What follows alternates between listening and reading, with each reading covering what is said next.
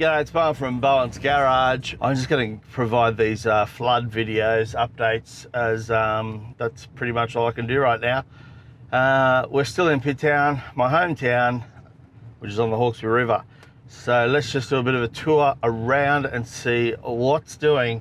Okay, so straight ahead, and I'm not even going to venture down there obviously, is a roadblock that would normally take you out of Pitt Town towards a suburb called McGrath's Hill, and then Windsor Road, and eventually into the city.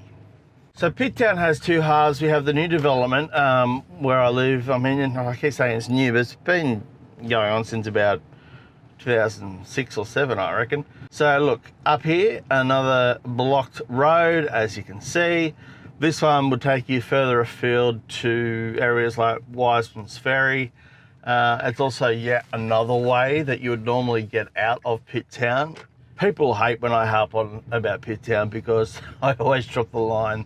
It's the home of A Country Practice, that great show. Many of the buildings around here you'll recognise if you're a fanatic of that show, including one just up here.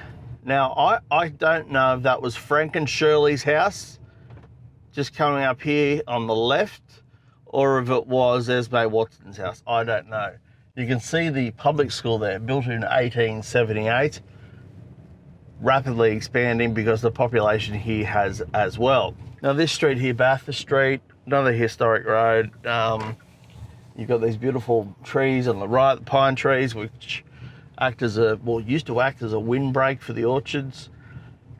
And if you look over to the left again, you can just see that water. It's an inland lake that just spans kilometres. Really is extraordinary.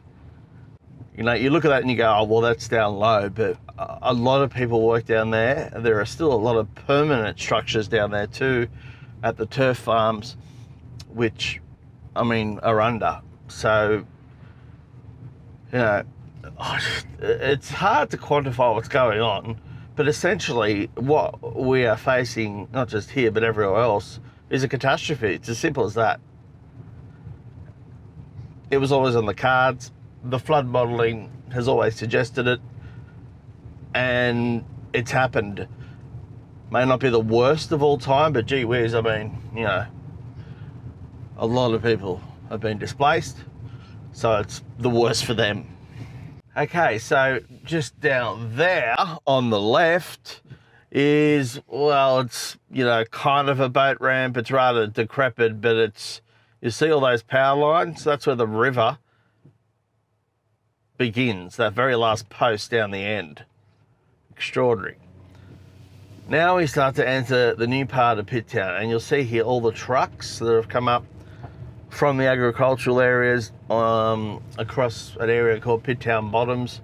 They have all reached higher ground. This basically is the highest part of Pitt Town.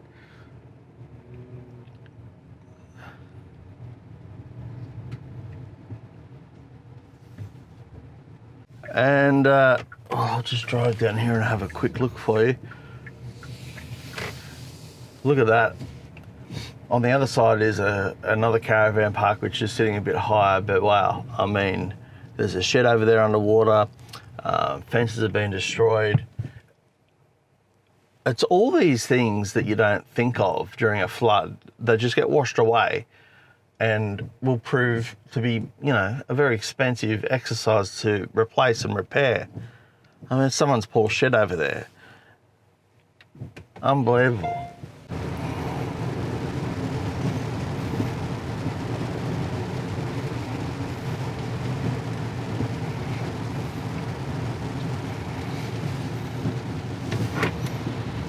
The other thing about this community is this beautiful community. I mean, I love it. I just think it's just the greatest place. But there is a blend between the old and the new. I mean, people have been here for years, decades, and their ancestors are buried in a cemetery not too far from here. But the new people who have come haven't necessarily come from a semi-rural area. Some have, and they've actually downsized from massive acreage, allowing them to build these really nice homes.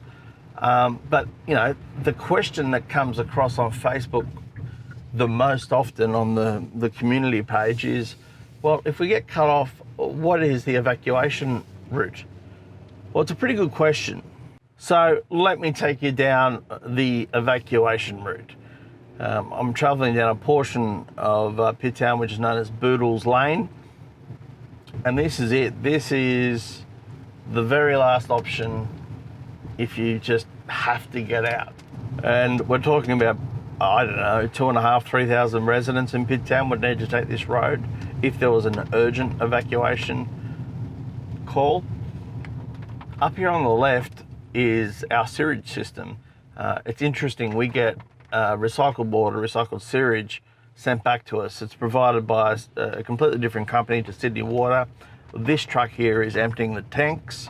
As long as he can come along and do that regularly, we should still have, all the essentials in terms of grey water and, sewage working.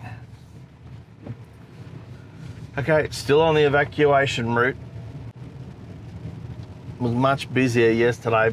A lot of people in caravans, horse floats moving out of town to higher ground. Geez, the rain just keeps coming. More roadblocks here. To the right, heads back into Pitt Town. To the left, you're on your way out to Wison's Ferry. So this coming up on our right is called Airstrip Road. Currently, it is still the best way to leave town, but straight ahead there is a locked gate, which you can't see from here, which is on the right, that would be opened should this airstrip road be flooded in a lower portion, which it does apparently. It's called Airstrip Road because literally there was a runway here during World War II to help supplement the operations at the Richmond Air Base.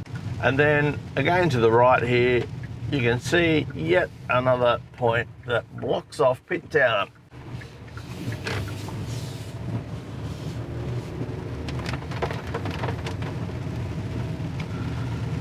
So this right here on the left is Old Stock Route Road, the very, very last option to get out.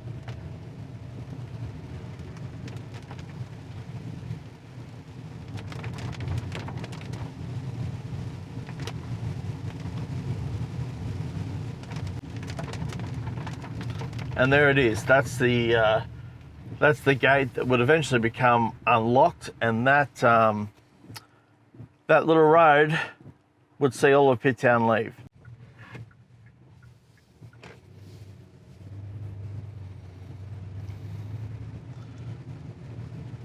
Anyway, everyone stay safe. I'm Chris Barr from Bowen's Garage. Let's pray for the rain to stop. It's enough. We've had enough.